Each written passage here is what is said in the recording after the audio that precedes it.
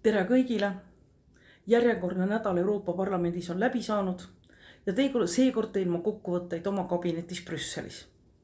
Nii et kui mu käsi väriseb, siis vabandan, filmin ennast ise. Eelmise nädala märksõnadeks olid minu jaoks migratsioon, migratsioon ja veel kord migratsioon. Nimelt esitas komisjon uue paketi, kuidas näeb ette Euroopa Liitu migratsiooni nii sõjapõgenike mõttes kui ka nende inimeste mõttes, kes tulevad Euroopa Liitu kas tööle, õppima või muudel perekondlikel põhjustel.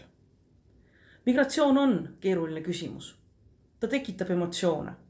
Selge on see, et migratsioon ei kao mitte kuskile ja inimesed liiguvad riigist riiki. Küsimus on, kuidas teha see võimalikult seaduslikuks ja kuidas takistada illegaalset migratsiooni, jäädes samas humaanseks, inimlikuks ja aidates neid inimesi, kes põgenevad sõja eest.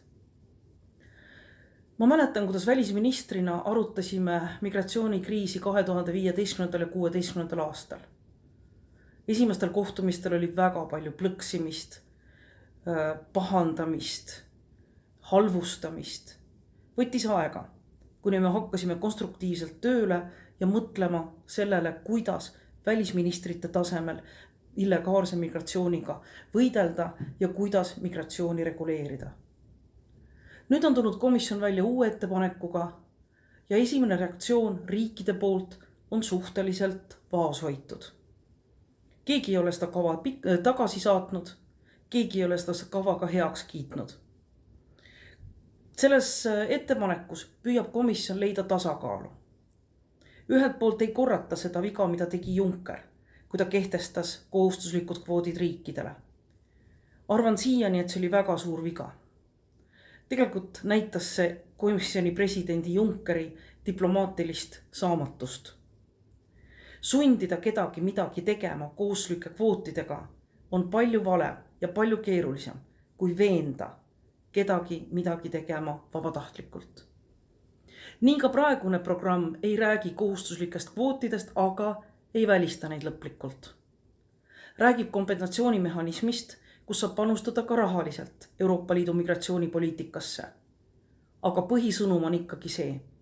Migratsiooniga saab võidelda, illegaalse migratsiooniga saab võidelda ainult koostööd tehes, ainult üksteisega arvestades ja lähtudes Euroopa Liidu humaansusest ja solidaarsusest.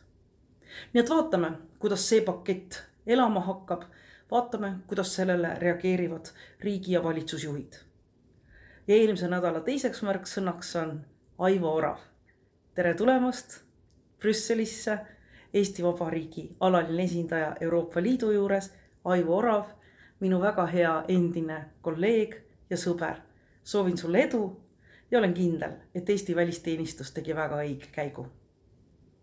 Soovin teile ilusat nädalat ja kohtume juba selle nädala lõpus.